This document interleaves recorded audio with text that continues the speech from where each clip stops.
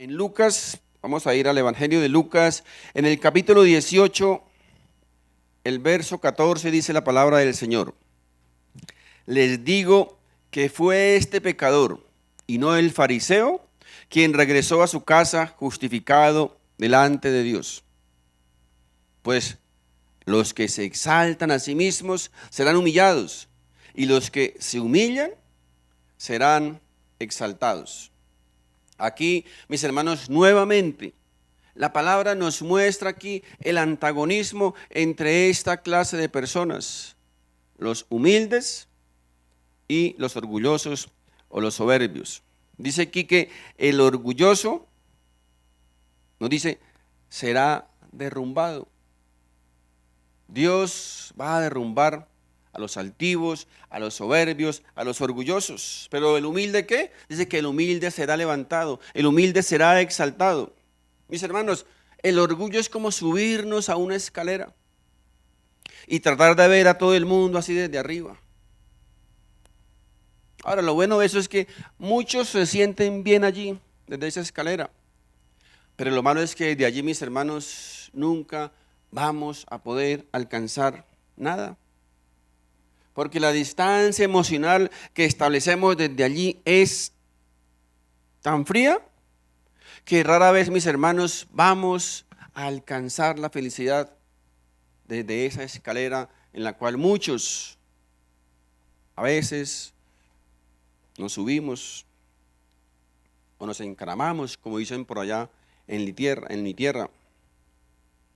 Las características, mis hermanos, que evidencian el orgullo en las relaciones entre personas son muy variados, son diferentes, son distintas. Sin embargo, tienen un rasgo principal, tienen una característica importante, tienen un común denominador: que hieren, que lastiman, que ofenden a las personas, invalidan generalmente a la otra persona y la van desgastando de una manera progresiva. El orgulloso, mis hermanos, no tiene tacto en sus relaciones con las demás personas. Y ese tacto, mis hermanos, va a llevar que con el tiempo, que con el transcurso del tiempo, ¿saben qué pasa? Que la gente va a comenzar a odiarlos. La gente va a comenzar a apartarlos. Porque están mostrando un espíritu arrogante y soberbio. Repito, en el largo plazo la gente va a comenzar a rechazarlos. Hay otros que actúan con lo que conocemos como una falsa humildad, la cual es otra manera sutil de ser orgullosos, otra manera de expresar el orgullo de las personas. Miren lo que dice este texto. Colosenses capítulo 2, verso 18.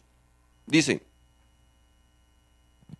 no dejen que los condene ninguno de aquellos que insisten en una religiosa abnegación o en el culto a los ángeles, al afirmar que han tenido visiones sobre estas cosas.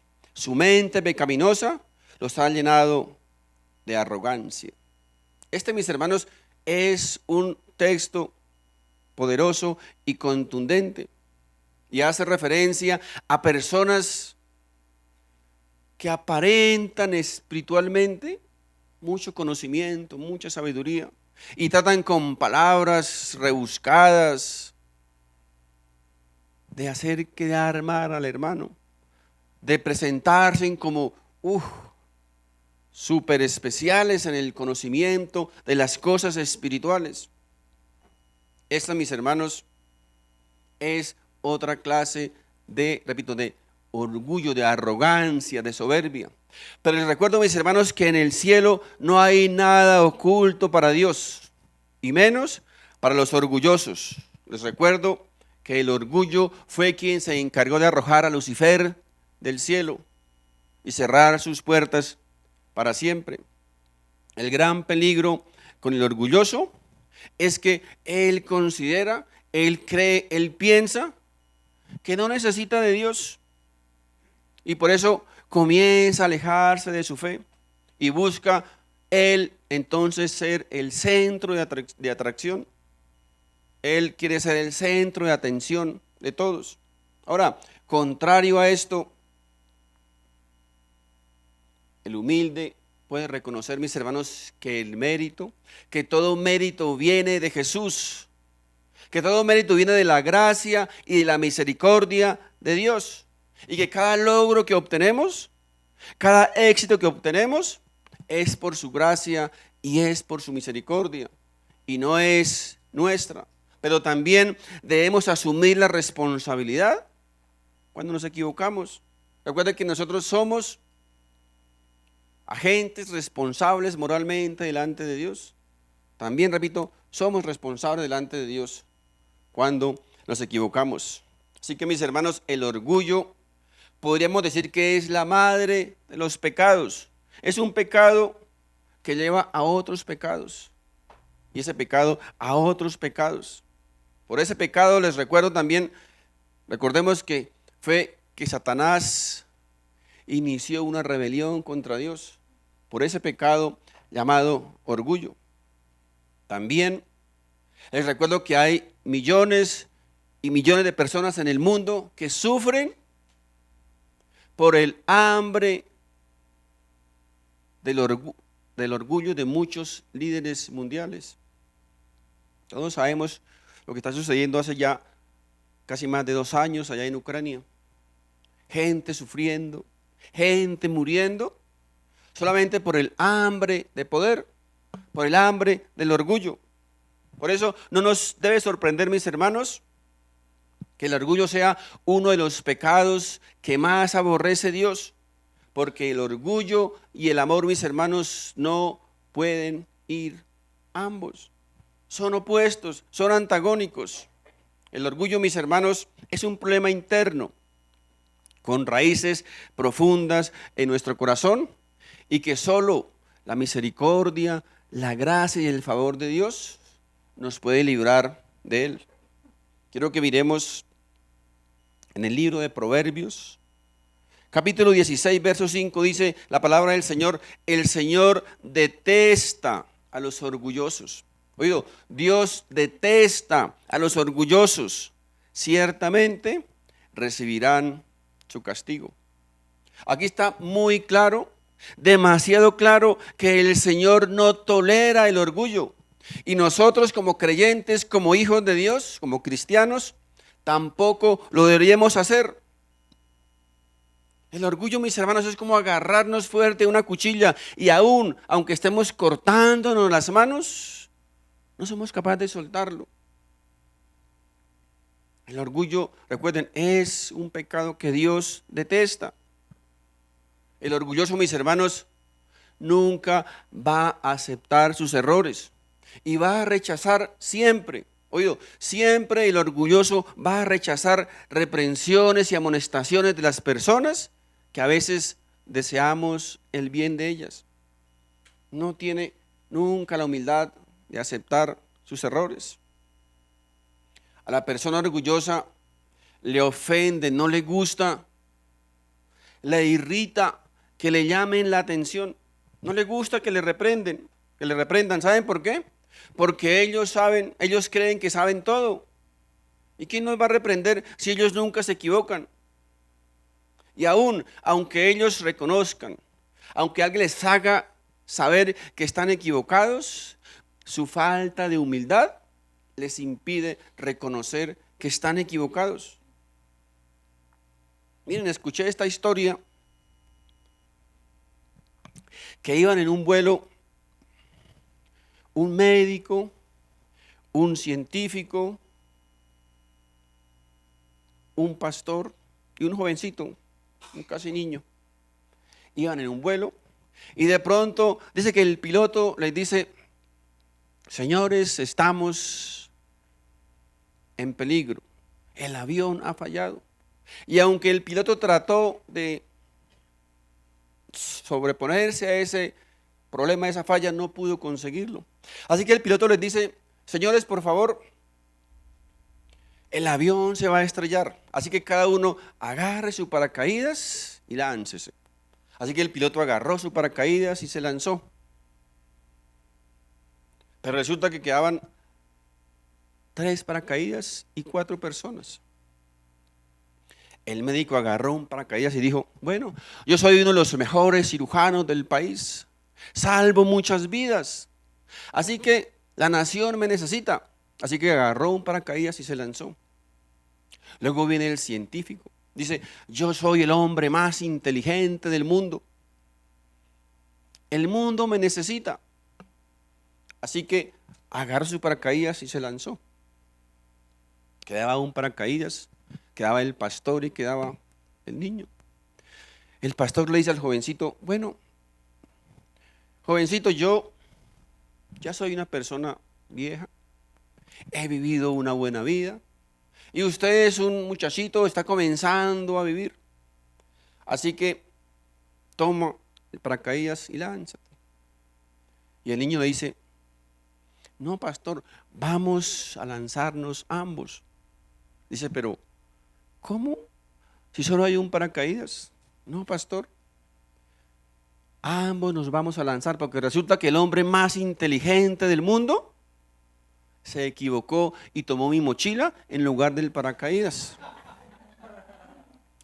Esto, mis hermanos, aunque suena risible, ¿verdad? Pero es la cruda realidad. A veces, mis hermanos, nuestro orgullo, nuestra altivez, nuestra arrogancia nos hace perder de vista la realidad de las cosas. Aquí, mis hermanos, este hombre, este científico, el hombre más inteligente del mundo, cegado por su propia arrogancia, tomó el paracaídas equivocado. Y eso, mis hermanos, le costó la vida, ¿cierto? Le costó la vida. De hecho, la Biblia dice, muchos profesando ser sabios, ¿se hacen qué? Necios. Muchos queriendo ser sabios, se convierten en necios. Ahora, una de las respuestas populares o característica de una persona orgullosa cuando comete un error, ¿cuál es? No, pero es que somos humanos, ¿cierto? Somos humanos, nadie es perfecto. Todos nos podemos equivocar. Miren, ellos prefieren decir eso que admitir que se equivocaron. La arrogancia, el orgullo no les permite admitir su equivocación, admitir su error. Pero la verdad es que, miren, el orgullo no nos permite diferenciar entre la humildad y la humillación. Podemos ser humildes sin humillarnos, ¿verdad? O sea, el pedir disculpas, el pedir perdón, el decir, me equivoqué, perdóneme. Eso, mis hermanos, no es humillación. No quita tu dignidad y por el contrario, va a exaltar nuestro honor. Pero el orgullo, mis hermanos, muchas veces nos ciega el entendimiento y no nos permite ver la realidad. Ahora, yo sé que el éxito es bueno, ¿cierto? El éxito es bueno, pero cuando el éxito se nos sube a la cabeza, cuando no le damos la gloria ni el mérito al Creador, sino que nosotros como criatura nos llevamos todos los honores, pues mis hermanos, ahí hay un problema. Ahí hay un problema. Y el orgullo es autoidolatría. Así que cuando nosotros somos orgullosos, estamos cometiendo dos pecados: soberbia e idolatría. El orgulloso le dice a Dios, Dios, déjame en paz. Yo puedo hacer las cosas por mi cuenta. Devuélveme mi carga, yo puedo cargarla. No importa cuánto pese, yo voy a cargarla. El humilde, por el contrario, dice, Dios, aquí están mis faltas, aquí está mi carga. Como dice la palabra, ¿verdad? Venid a mí, dice el Señor, venid a mí, todos los que estáis cargados y cansados y agotados, que yo os haré descansar. Es la diferencia, mis hermanos, entre el humilde y el orgulloso. ¿Sabían ustedes que existe un animalito pequeñito que se llama comején? ¿Han escuchado? Algunos no saben. Los que venimos tal vez por allá de de la vereda conocemos perfectamente lo que es el comején. Los que han nacido en cuna de oro tal vez no los conozcan. Pero el comején es un animalito pequeñito. Pero ¿sabe qué? Tiene el poder, la capacidad de destruir la madera. Así sea un árbol grande, fuerte, ese comejencito tiene ese poder y esa capacidad de destruir poco a poco esa madera. Usted puede construir la casa más bonita con la mejor madera y la más fuerte del mundo, pero usted debe asegurarse que esa madera está protegida contra el comején, porque si no, la va a destruir, la va a acabar. Y es paradójico cómo ese animalito tan pequeñito puede llegar a destruir una madera grande y poderosa. ¿Saben cuál es el secreto de ese animalito? Que él comienza a destruir poco a poco, de adentro hacia afuera, de adentro hacia afuera, poquito a poco, paso por paso. Va a llegar el día en que esa madera va a ser destruida. Se va a caer la casa, mis hermanos. Y eso es exactamente, mis hermanos, lo que sucede en nuestra vida. Podemos ser una buena persona, podemos ser una persona virtuosa, una persona con muchos talentos, con muchos dones, con muchos logros, con muchas capacidades. Pero mis hermanos, si esa plaga de comején llamada orgullo está en nuestro corazón, poco a poco, poquito a poco, como ese comején, va a comenzar a destruir nuestra vida desde adentro para afuera. Mis hermanos, el antídoto para el orgullo se llama humildad. Se llama humildad. Ahora, cuando hablamos de humildad, hay algunos conceptos equivocados o errados de lo que es la humildad. Es triste, pero se usa, repito, de una manera incorrecta muchas veces. Hay personas que ven a una personita y dicen, ay, mira esa personita, es tan pobre, pobrecita, es tan humilde. Mis hermanos, resulta que eso no es humildad. De eso no se trata la humildad. No todo aquel que es pobre económicamente es humilde, ¿verdad? Y no todo el que es rico económicamente es orgulloso. Hay personas económicamente pobres que son más orgullosos que ninguno. Y hay ricos que son muy humildes. Así que no podemos confundir, mis hermanos, la humildad con una situación económica. No se trata de eso. Otro concepto equivocado, mis hermanos, de lo que no es la humildad, tiene que ver con la baja autoestima. A veces decimos, ay, miren hermanito, miren, pobrecito, es tan tímido. Es como asociable, no le gusta comunicarse con la gente. Es con la cara siempre abajo, no es capaz de levantar la cara y hablar. Es que es tan humilde. Mis hermanos, tampoco eso tiene que ver con la humildad. No tiene nada que ver eso con la humildad. Así que humildad, mis hermanos, no tiene que ver ni con la condición económica, ni con ningún problema de carácter.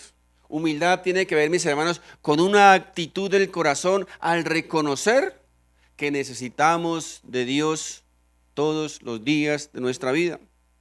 En el momento en que comenzamos a ser autosuficientes, que queremos ser independientes de Dios, ahí, mis hermanos, nos estamos volviendo soberbios, arrogantes. Y ahí comienza nuestro problema, al no reconocer a Dios como nuestro soberano, como nuestro supremo Dios. El no reconocer a Dios, mis hermanos, dice la Biblia, hace a una persona orgullosa, sin importar cuánto dinero tenga, sin importar qué casa tenga, qué carro tenga, cómo camine, cómo mira, cómo se expresa. Eso, mis hermanos, repito, no tiene nada que ver con la humildad. En la Biblia, mis hermanos, la humildad, recuerden, tiene que ver con el reconocimiento de Dios como nuestro Rey y soberano. Reconocer a Dios como nuestro Dios soberano. Es decir, podríamos resumirlo, el orgullo tiene que ver con independencia de Dios. Orgullo igual independencia de Dios. Cuando una persona deja de confiar en Dios, deja de depender de Dios, ¿saben quién va a confiar? En sí misma.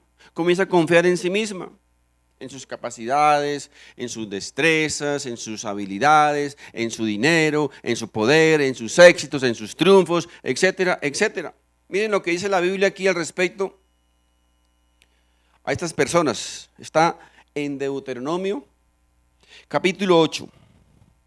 Libro de Deuteronomio, ya al comienzo de la Biblia. Capítulo 8, verso 11 al 14, dice lo siguiente. Nos hace una cruda advertencia a todos. Dice, sin embargo, ese es el momento cuando debes tener mucho cuidado en tu abundancia. Ten cuidado, perdón. Sin embargo, ese es el momento cuando debes tener mucho cuidado. En tu abundancia, ten cuidado de no olvidar al Señor tu Dios al desobedecer los mandatos, las ordenanzas y los decretos que te entrego hoy.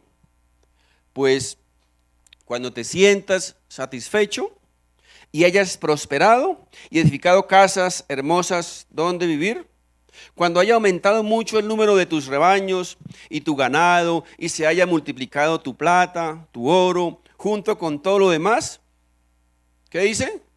Ten mucho cuidado. No dice, diga amén. Dice, ten mucho cuidado. No te vuelvas orgulloso en esos días y entonces te olvides del Señor tu Dios, quien te rescató de la esclavitud de la tierra de Egipto. No olvides que Él te guió por el inmenso y terrible desierto, que estaba lleno de escorpiones y serpientes venenosas y que era tan árido y caliente. Él te dio agua de la roca, en el desierto te alimentó con maná, un alimento desconocido para tus antepasados. Lo hizo para humillarte y para ponerte a prueba por tu propio bien. Todo esto lo hizo para que nunca se te ocurriera pensar, he conseguido toda esta riqueza con mis propias fuerzas y energías. Es que yo soy muy hábil, soy muy inteligente, soy muy creativo. No, acuérdate del Señor tu Dios. Él es quien te da las fuerzas para obtener riquezas, a fin de cumplir el pacto que les confirmó a tus antepasados mediante juramento. Pero una cosa te aseguro, si alguna vez te olvidas del Señor tu Dios y sigues a otros dioses y les rindes culto y te inclinas ante ellos, sin duda serás destruido. Tal como el Señor destruyó a otras naciones en tu paso, así también tú serás destruido si te niegas a obedecer al Señor tu Dios. Amén. Tremendo, ¿verdad? Tremendo. Y eso está en la Biblia, yo no me lo inventé. Dios, mis hermanos, sí, claro, Dios es amor, ¿cierto? Dios es misericordioso, es piadoso, amoroso, pero Dios dice que también es fuego consumidor.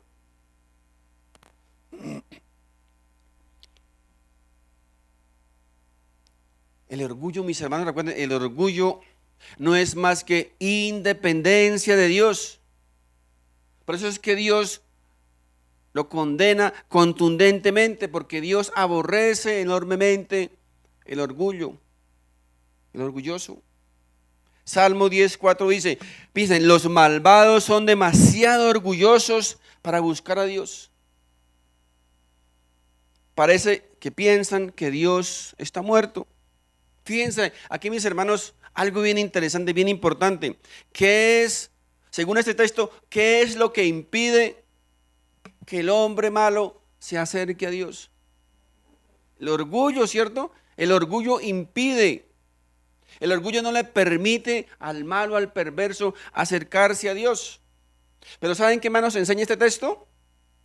Que el malo no es tanto porque roba, porque mata, porque fornica, porque adulteria. Eso también es pecado, obviamente. Pero aquí, mis hermanos, nos está diciendo que el malo también es todo aquel que aborrece a Dios. El malo es todo aquel que no quiere saber nada de Dios. El malo también es aquel que no quiere oír nada de Dios, que detesta las cosas de Dios. Les recuerdo, mis hermanos, que el orgullo tuvo la capacidad y el poder de convertir ángeles en demonios y cerrar las puertas del cielo para siempre. Eso lo hizo, mis hermanos, el orgullo. Isaías capítulo 14, verso 12 al 14 dice: ¿Cómo has caído del cielo, oh estrella luciente, hijo de la mañana? Has sido arrojado a la tierra, tú que destruías a las naciones del mundo, pues te decías a ti mismo, al yoyo, ¿verdad? Otra vez el yoyo, vea. Subiré al cielo para poner mi trono por encima de las estrellas de Dios. Voy a presidir en el monte de los dioses muy lejos en el norte. Escalaré hasta los cielos más altos y seré como el Altísimo. ¿Quién está hablando aquí? El demonio. El demonio, Satanás. Fíjense, mis hermanos, cómo el orgullo, de una manera misteriosa e inexplicable, entró en el corazón de un ser perfecto y lo destruyó. Le hizo independizarse de Dios y además le hizo reclamar para él la gloria y la adoración que solo le pertenece a Dios. Y eso, mis hermanos, lo hizo el orgullo. Una vez más aquí la palabra nos muestra, la palabra nos enseña que el orgullo, mis hermanos, es independencia de Dios, es autosuficiencia. El hombre cree, el hombre piensa que lo puede hacer él solo. Él cree que no necesita de Dios. Él cree que es suficiente. Y por eso rechaza a Dios y se convierte en orgulloso. Mis hermanos, resulta que uno de los mayores peligros, uno de los mayores riesgos, oye, estoy diciendo peligro o riesgo, no estoy diciendo que sea malo. Uno de los mayores peligros o riesgos para caer en este horrendo pecado del orgullo es la opulencia y la comodidad. Es decir, son las riquezas. ¿Saben por qué? Porque ellas pueden llevarnos a pensar que ya lo tenemos todo. El rico dice, ¿para qué necesito a Dios si lo tengo todo? No necesito nada. Ahora, ¿ustedes saben cuáles son las personas que más buscan de Dios? Las personas que pasan por mayores dificultades, que pasan por mayores sufrimientos. Y esa es la razón, mis hermanos, por la cual muchas veces Dios ocasiona o permite que lleguemos a perderlo todo.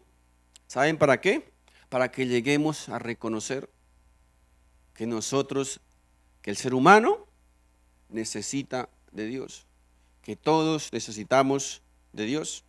Porque generalmente cuando lo tenemos todo, mis hermanos, cuando gozamos y disfrutamos de comodidades, de abundancia, de prosperidad, ¿sabe qué? No lo agradecemos. No somos agradecidos, somos ingratos con Dios. Y no hacemos sino quejarnos, codiciar lo que tienen los demás, en lugar de ser agradecidos con Dios y disfrutar las cosas que ya nos han sido dadas. Ahora, yo sé que algunos van a decir, sí, pero bueno, yo no soy orgulloso. Tal vez el que está aquí al lado, el que está aquí atrás. Pero yo, orgulloso. Mis hermanos, vamos a ver algunas características que evidencian una persona orgullosa. Y miremos a ver si de pronto, por casualidad, por ahí, en alguno de esos lados estamos nosotros. La primera característica dice que el orgulloso solo se enfoca en ver los errores y los pecados. ¿En quién? En los demás, ¿cierto? El orgulloso siempre ve los errores en los demás. Ellos no ven sus propios pecados. Ellos son ciegos o son miopes para ver sus propios pecados. Los malos son los demás. Los pecadores son los otros. yo soy el bueno, yo soy el perfecto. El orgulloso, mis hermanos, se siente tan perfecto que se cree con la capacidad y con el poder de condenar a los demás. Muchos hasta los mandan para el infierno. La pregunta es, ¿quién nos puso de dioses? ¿Quién? ¿Saben quién? El orgullo. El orgullo ese nos pone de Dios. Condenamos a los demás tal vez sin darnos cuenta que muchas veces nosotros estamos igual o peor que ellos. Eso, mis hermanos, es una característica del orgulloso. El orgulloso minimiza sus errores, pero engrandece sus logros, ¿cierto? ¿Para qué? Para que sus errores, para que sus pecados pues pasen desapercibidos, porque son mayores las cosas buenas que yo he hecho. Otra característica del orgulloso es que no soporta que haya otra persona con más capacidades que él. No soporta que alguien tenga más talento, que tenga más dones, que sea más hábil. No lo soporta y va a hacer hasta lo imposible por hacerlo caer o por mantenerlo alejado de él, porque nadie puede quitarle el primer puesto. Otra característica de los orgullosos es que siempre andan pavoneándose con sus logros, con sus triunfos, con su dinero, con su poder, haciendo sentir mal a los demás, como el yo-yo. Yo hice, yo tengo, yo puedo, yo sé, yo. Es una característica del orgulloso. Ahora, el orgulloso tampoco tiene la capacidad ni la humildad para pedir ayuda, así la necesite, porque su orgullo le impide hacerlo. Su orgullo no le permite pedir ayuda, porque él continúa creyendo que solo lo puede. Cuando, mis hermanos, sabemos que todos nos necesitamos, ¿verdad? Todos nos necesitamos. Todos necesitamos unos de otros. El orgulloso, recuerden, tampoco tiene la capacidad de admitir sus errores, de admitir sus faltas, de admitir que se equivocó, que se equivocaron. ¿Saben por qué? Porque el orgulloso todo lo sabe. ¿Se han dado cuenta de eso? El orgulloso, usted le pregunta algo y todo lo sabe, lo que no sabe se lo inventa, pero tiene la respuesta para todo. Cuando, mis hermanos, en este mundo nadie puede saber todo, nadie. Lo más sabio que podemos hacer o responder cuando alguien nos pregunte algo y no sabemos, es decir, no sé. ¿Saben por qué? Porque cuando usted dice no sabe, no sé a lo que no sabe, cuando usted sepa algo le van a creer. Pero si usted todo se lo inventa, pues nunca le van a creer nada. Ustedes se recuerdan el cuento el pastorcito mentiroso, ¿cierto? Una fábula de los niños, ¿verdad? El pastorcito mentiroso. Así son muchos pastorcitos mentirosos. Y cuando van a decir la verdad, obviamente nadie les va a creer. ¿Cómo les van a creer si hace un montón de mentiras todo el tiempo? Miren, escuché otra historia al respecto. Dice que doña Avaricia y doña Envidia salieron a caminar por el bosque, así como caminan doña Envidia y doña Avaricia, ¿no? Y se encontraron, ¿saben quién? Al señor Genio. Y el señor Genio le dice: hola, bienvenida doña Avaricia y bienvenida doña Envidia. Yo soy el genio y estoy disponible para ustedes. Pídanme lo que quieran, que yo se lo voy a conceder. Ahora, solo hay una condición, les dijo el genio, solo hay una condición. El primero que pida, le voy a dar lo que pida. Pero el segundo que pida, le voy a dar el doble de lo que pidió el primero. Ustedes se imaginan la envidia y la codicia y la avaricia pensando, ¿quién va a pedir primero? La avaricia pensando, yo voy a esperar que doña Envidia pida, a ver, para pedir el doble, para pedir más. Y la envidia diciendo, yo espero que Avaricia pida, pues para pedir algo mejor. Y así transcurría el tiempo y ninguno de las dos se decidía a pedir. Al final dijo doña Envidia, bueno, señor genio, yo voy a pedir. Dijo el genio, bueno, doña Envidia, ¿qué vas a pedir? Dice, señor genio, yo pido que me saques un ojo. ¿Entendieron? Es increíble, mis hermanos, cómo hay gente que está dispuesta a sacrificarse aún a ella misma con tal de ver al otro destruido. Es increíble lo que la gente, mis hermanos, es capaz de hacer.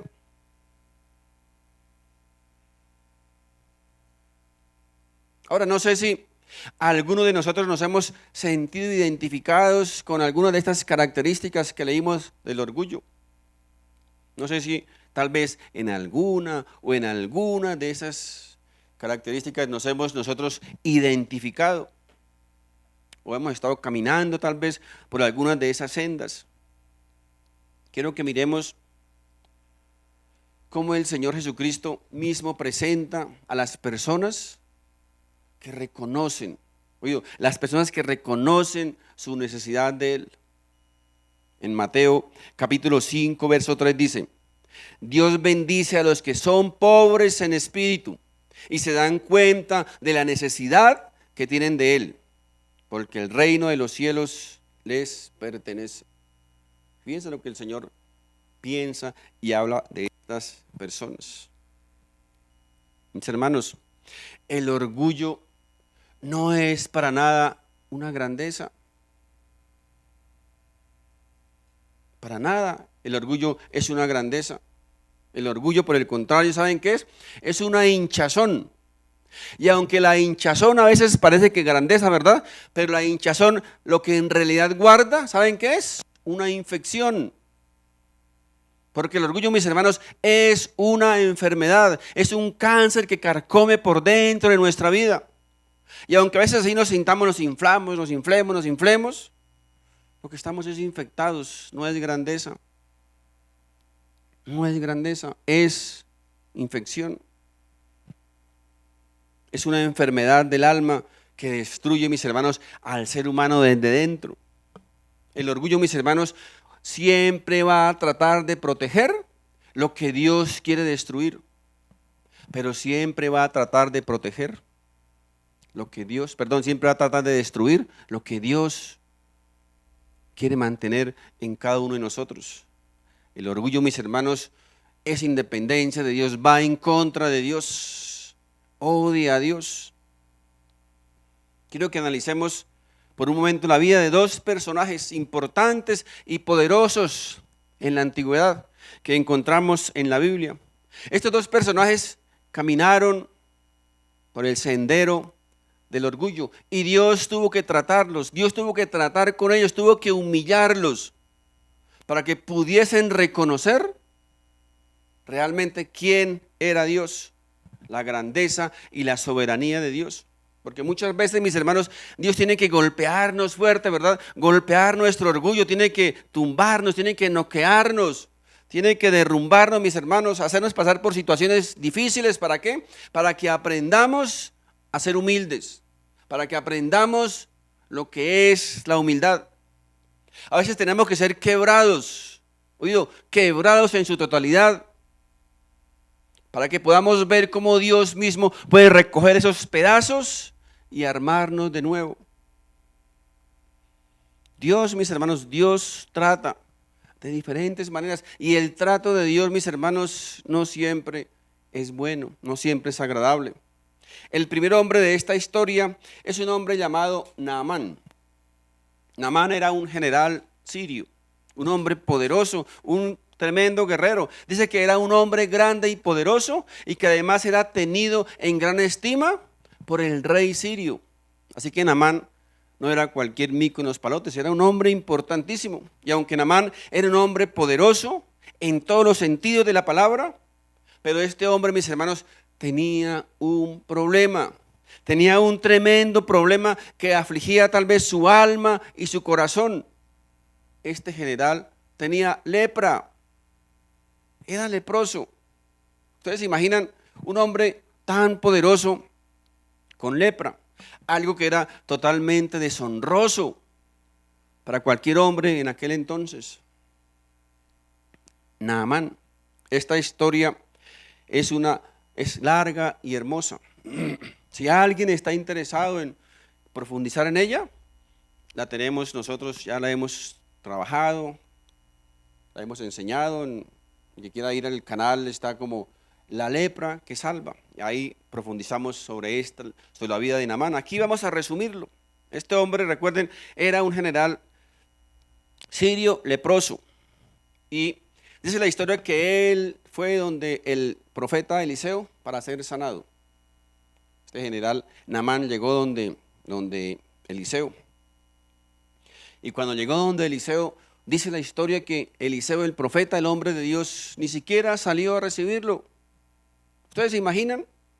Que digan que el ministro de Defensa va a ir a su casa a visitarlo esta tarde y usted le diga a la muchacha del servicio, ve y dile que siga, o ve y dile que estoy ocupado. Era algo así parecido. Era un hombre supremamente importante, pero el profeta Eliseo dice que no salió a recibirlo. Eliseo, por supuesto que era un hombre cristiano, era un hombre de Dios. Y Eliseo no vio a Naamán como el poderoso Naamán, como el gran Naamán, no. Él vio a un hombre necesitado. Eliseo no vio a Naamán como el poderoso, él vio a Naamán como el enfermo que necesitaba la ayuda de Dios. Y Eliseo no respondió a Naamán de acuerdo a su posición, sino de acuerdo a su necesidad. Porque recuerden, Eliseo era un hombre de Dios. Así que Eliseo, dice la Biblia, que Eliseo le mandó un emisario, le mandó a su siervo, le dijo, ve y dile a ese hombre que yo le mando a decir que vaya y se zambulle 7 veces en el río Jordán. Y después de esas 7 veces va a ser sano. Esto obviamente enfureció a Naamán. Por supuesto, ¿verdad? Un general poderoso, famosísimo, con dinero. ¿Cómo es posible que este hombre ni siquiera salga a recibirme y me mande una razón? Fue tanta la ira de Naamán que estuvo dispuesto a irse del profeta y no recibir el milagro. La soberbia, la altivez y el orgullo de este hombre Naamán fue tan grande que no estaba dispuesto a aceptar la solución de Dios. Él quería que Dios obrara, él quería que Dios operara, pero según su posición y según su mérito, ¿verdad? Según lo que él se merecía. Fue tanta, mis hermanos, la altivez de este hombre Naamán que no estuvo dispuesto a aceptar que este hombre de Dios, que este profeta no saliera a recibirle. Es tanta, mis hermanos, la altivez y la soberbia y el orgullo del hombre pecador que no está dispuesto a acercarse a Dios para que sea lavado por su sangre preciosa. Porque el orgullo, la altivez y la soberbia, mis hermanos, nos alejan de Dios. No nos permite discernir la voz de Dios. Ahora, la respuesta de Dios tal vez era Naamán.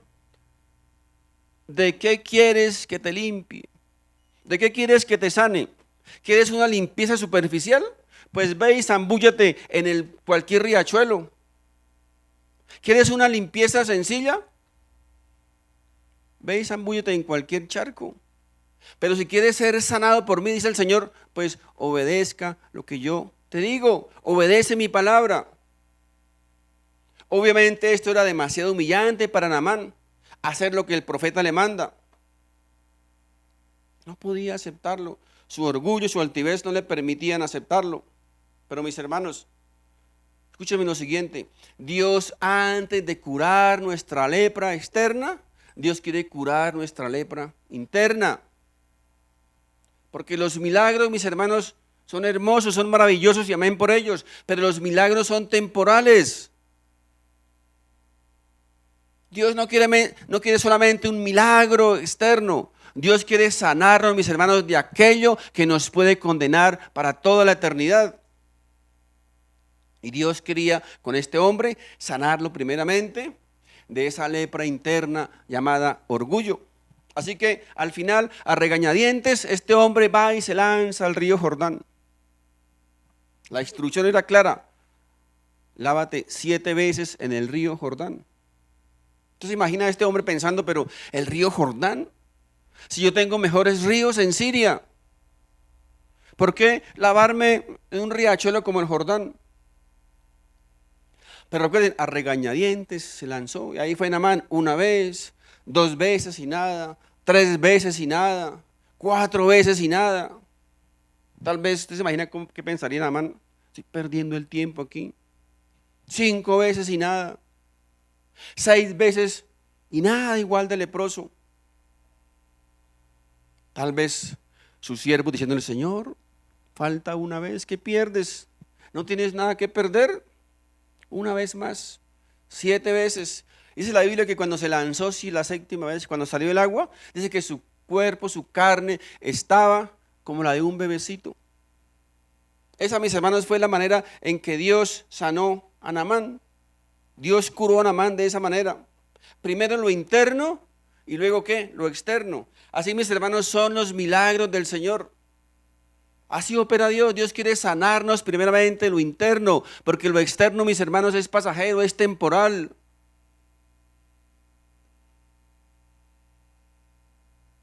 Dios resucitó a Lázaro, ¿cierto? ¿Recuerdan? Resucitó a Lázaro de la muerte. ¿Pero qué pasó con Lázaro?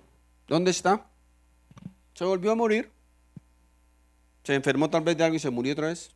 ¿Y? Eso no es tan importante para Dios. Tal vez, mis hermanos, estemos orando, estemos rogando, estemos esperando un milagro de algo, una necesidad económica, una sanidad, yo no sé qué. Y esperamos y oramos. Pero, mis hermanos, Dios quiere primero, Dios quiere primero sanarnos nuestra lepra interna. Dios quiere primero sanarnos de lo que puede hacernos perder para siempre. Mis hermanos, el milagro externo, recuerden, es temporal. El milagro interno es eterno. Hay otra historia de otro hombre más poderoso que Naamán todavía, mucho más poderoso que Naamán, tal vez más conocido en la historia. Y también obviamente mucho más orgulloso y altivo que este hombre Naamán. Su nombre es Nabucodonosor. ¿Recuerdan Nabucodonosor? Nabucodonosor fue el rey que hizo a Babilonia el imperio más poderoso que haya existido sobre la tierra. O sea, no era cualquiera, ¿verdad? Era el imperio en ese entonces más poderoso sobre la tierra. Y nunca tal vez ha existido un imperio tan poderoso como Babilonia. Y este hombre Nabucodonosor era el responsable de eso. Así que, mis hermanos, Nabucodonosor, obviamente por tanto poder, por tanto dinero, por tantas riquezas, pues ustedes se imaginan cómo caminaba Nabucodonosor. Él no caminaba, tal vez levitaba. Pero ¿saben qué? Dios había puesto sus ojos sobre Nabucodonosor. Y cuando Dios pone sus ojos sobre alguien, mis hermanos, no hay poder humano que pueda hacerlos quitar de ahí. Y Dios moverá, si es necesario, cielo y tierra para cumplir su propósito en la vida de esa persona. Así que, mis hermanos, Dios comenzó a tratar con este hombre Nabucodonosor. Trató de muchas maneras. Trató de hacerlo fácil, de hacerlo sencillo. Dios, mis hermanos, siempre trata de hacer las cosas más fáciles para nosotros. Pero generalmente no ocurre nada. Generalmente nosotros no obedecemos. Y así que después de tanto tiempo y de tantos intentos pacíficos de Dios para tratar con este hombre Nabucodonosor, al final, ¿sabe qué? Dios tuvo que apretar la tuerca del dolor para este hombre Nabucodonosor, para hacerle entender de una vez por todas que Dios estaba interesado en él. Así que esta historia, repito, esta historia es un bestseller tremendo. Si quiera leerla, es mejor que cualquier película, la historia de este hombre Nabucodonosor. Y en la Biblia la encontramos como la conversión del hombre más poderoso sobre la tierra, Nabucodonosor. Quiero que miremos, mis hermanos, cómo Nabucodonosor confiesa después de un tiempo lo que él piensa de Dios. Después de muchas cosas que pasaron él dice lo siguiente de Dios. Daniel, está en el libro de Daniel, capítulo 4, verso 2, dice la palabra de Dios. Quiero que todos conozcan las señales milagrosas y las maravillas que el Dios Altísimo ha realizado en mi favor. Ahora la pregunta es, como muchos dicen, wow, ¿y en qué momento este hombre, en qué momento Nabucodonosor reconoce que Dios ha hecho un milagro en su vida? ¿En qué momento? ¿Cuándo pasó eso? ¿Después de qué? Pues mis hermanos, resulta que un día Nabucodonosor tuvo un sueño. Él soñó con un árbol grande, inmenso, hermoso, donde los pajaritos venían y acampaban allí en aquel árbol, donde las fieras del campo venían también a acampar debajo de ese árbol. Y él escuchó una voz que decía, corten el árbol. Una voz tal vez de ultratumba, corten el árbol. Y ahí estaba presente Daniel. ¿Recuerdan a Daniel? Un hombre de Dios, ¿verdad? Daniel estaba ahí y Daniel dijo, Señor, ¿te gustaría que te interpretara el sueño?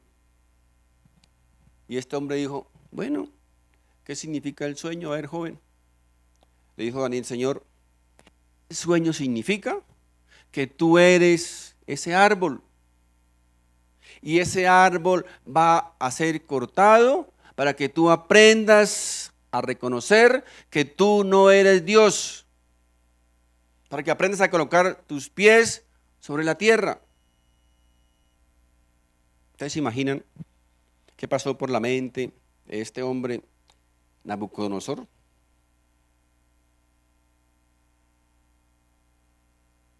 Y encontramos aquí en el verso 27, aquí al mismo Daniel, casi rogándole, casi suplicándole a Nabucodonosor para que atendiera, para que obedeciera la voz de Dios, para que se evitara un dolor de cabeza, se evitara problemas, se evitara sufrimientos. Aquí el profeta Daniel, repito, rogándole a este hombre Nabucodonosor, por favor, Señor, obedece. Mire, verso 27 dice, Rey Nabucodonosor, por favor, acepte mi consejo. ¿Qué más podría hacer Dios? ¿Qué más podía hacer con este hombre? Dice, acepte mi consejo, deje de pecar y haga lo correcto. Apártese de su perverso pasado y sea compasivo con los pobres. Quizá entonces pueda seguir prosperando. Pero ¿saben qué pasó con Nabucodonosor? ¿Saben qué pasa muchas veces con nosotros cuando Dios nos dice, apártate de eso, deja de ver eso, deja de oír eso, deja de hacer eso? ¿Qué hacemos? Generalmente no hacemos caso, ¿cierto? O hacemos caso omiso. Como pasa el tiempo y no pasa nada, pues decimos, tal vez a Dios se le olvidó. Tal vez Dios ni se acuerda de eso. Pero ¿saben qué pasó? Después de 12 meses de esa advertencia, estaba un día Nabucodonosor paseándose por su palacio, por su jardín, y sucedió lo siguiente. Daniel, capítulo 4, verso 29 en adelante. Vamos a leer algo de esta historia. Dice, 12 meses más tarde, el rey caminaba sobre la terraza del palacio real en Babilonia. Y mientras contemplaba la ciudad, dijo, miren esta grandiosa ciudad de Babilonia. Edifiqué esta hermosa ciudad con mi gran poder, con mi yo-yo, ¿cierto? Yo lo hice, yo lo conseguí, yo lo conquisté. Con mi gran poder, para que fuera mi residencia real, a fin de desplegar mi esplendor majestuoso.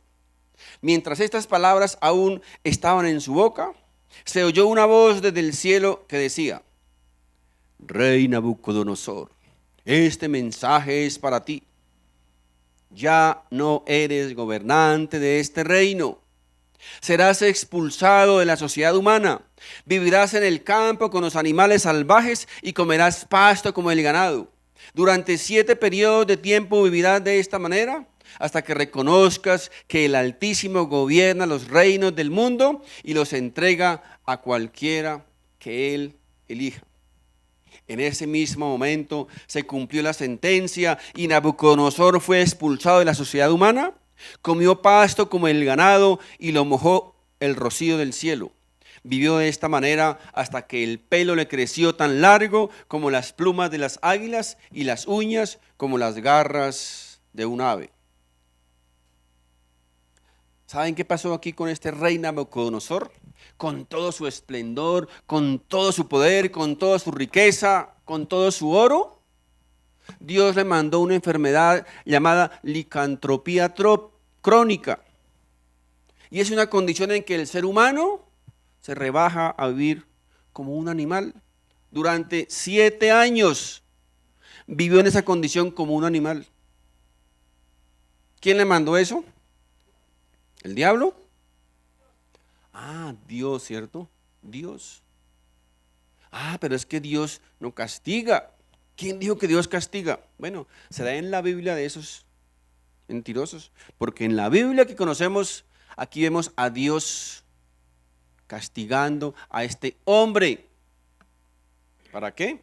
Para que aprendiera a reconocerle. Miren,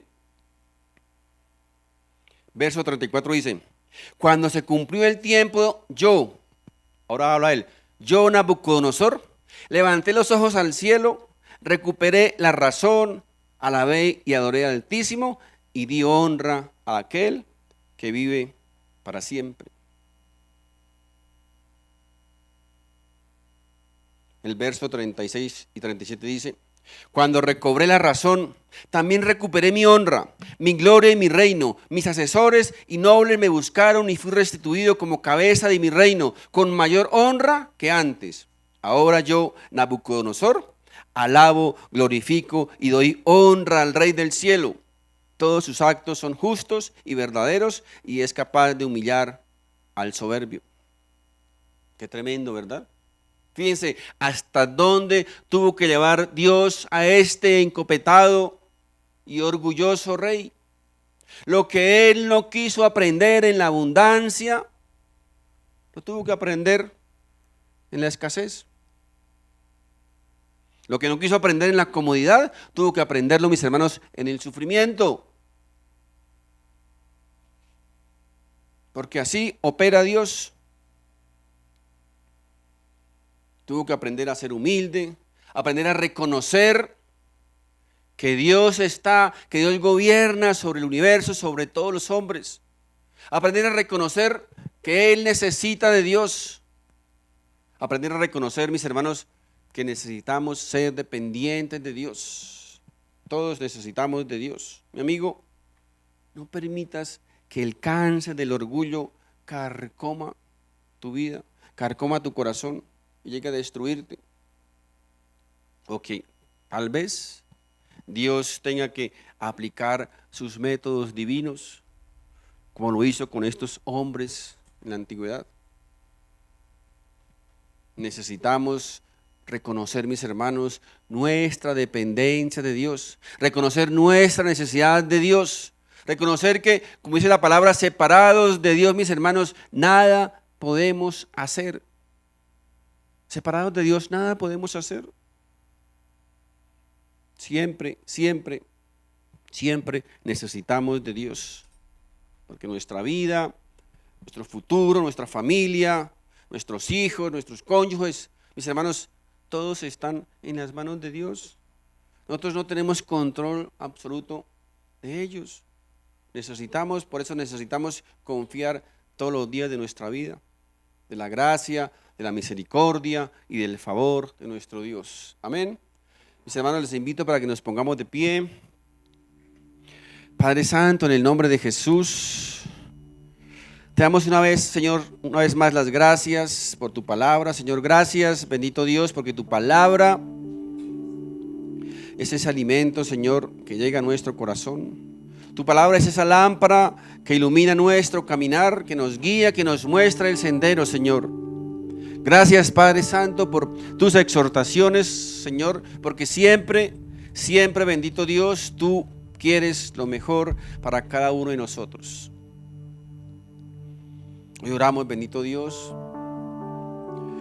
para que no permitas, Padre Santo, que ese comején del orgullo, de la altivez, de la soberbia, pueda anidarse en nuestro corazón. Oramos, Padre Santo, para que tú nos permitas ver, nos permitas discernir, nos permitas, Señor, reconocer que tal vez en algún momento, Señor, hemos caminado por esos senderos, tal vez del orgullo, de la altivez, de la soberbia, o tal vez haya orgullo y altivez en nuestra vida. Tal vez hemos querido durante mucho tiempo tratar de ocultarlo, de hacerlo más sutil. Pero Señor, hoy te rogamos, bendito Dios, para que tú nos permita ver nuestro propio corazón, para que tú nos muestres, nos indiques, bendito Dios, aquellas situaciones, aquellas condiciones en la cual tal vez hemos sido altivos, orgullosos, soberbios. Tal vez hemos querido vivir alejados de Dios, ser independientes. Tal vez la autosuficiencia, tal vez nuestras capacidades, tal vez nuestros logros, nuestros talentos, nuestros dones, nuestro dinero. En determinadas situaciones nos hayan ocasionado que comencemos a alejarnos de ti, a llevar en nosotros los méritos y los logros que solo le pertenecen a ti, Señor. Padre Santo, te damos las gracias, Señor, te pedimos perdón. Perdónanos, bendito Dios, perdónanos. Ayúdanos, Padre Santo, para que la humildad sea la que reine en nuestros corazones, en nuestras vidas. Ayúdanos, bendito Dios, a colocar tal vez nuestros pies sobre la tierra, reconocer, Señor, que solo dependemos de ti, que solo es tu gracia, que solo es tu misericordia, que solo es tu favor el que nos mantiene con vida cada día. Gracias, amado Padre, gracias. Bendito Dios, a ti te damos, Señor, toda nuestra gloria, toda nuestra honra, nuestra adoración, porque tú eres el único digno, Señor, el único digno, Padre Santo. En el nombre de Jesús, en el nombre de Jesús. Si este mensaje ha sido de bendición para tu vida, te invito para que te suscribas a este canal, compartas este video con tus familiares y amigos, y así juntos podamos llevar la palabra de Dios. Si vives en Bogotá, te invito a nuestras reuniones presenciales todos los domingos a las 11 de la mañana en la dirección que aparece en pantalla. Dios te bendiga.